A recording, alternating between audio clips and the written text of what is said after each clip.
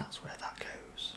Hello and welcome to another craft beer review on Brew what, mate? Today we will be reviewing Ophelia Upside Down by Saints Row Brewing and one of my favourite local bars in Harrogate, The Disappearing Chin. Ophelia Upside Down is a 6.7% New England IPA hopped with Equinox and Amarillo.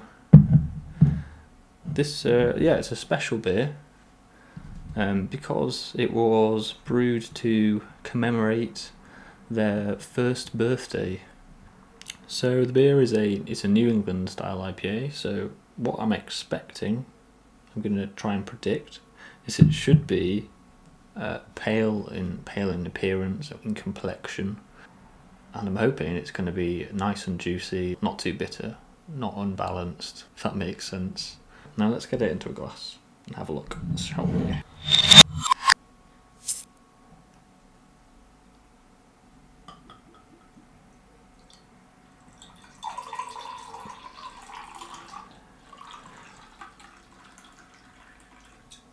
So, surprisingly, it's a little bit murkier than I was expecting, and when I was pouring it I did notice that it seemed like the carbonation was very slow to move to the top, which suggests that it probably it's quite a full-bodied beer.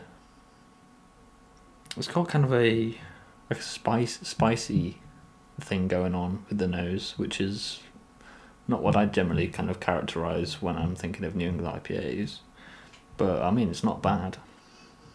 It's got that kind of jammy thing going on. Let's give it a try. Cheers. That really does not taste 6.7%. That is too smooth. If you drink too much of that, you probably quite easily do so if it was on draft somewhere. You'd be on the floor in no time, especially at 6.7%. It's got a more subtle flavour than perhaps what I was expecting.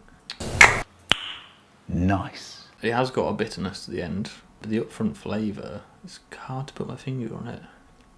It's more spicy than I thought it was going to be, like spiced flavour, sort of, maybe, slightly peppery, but not an overpowering sense of pepper, just a little bit of zing. I'm stumped with that one.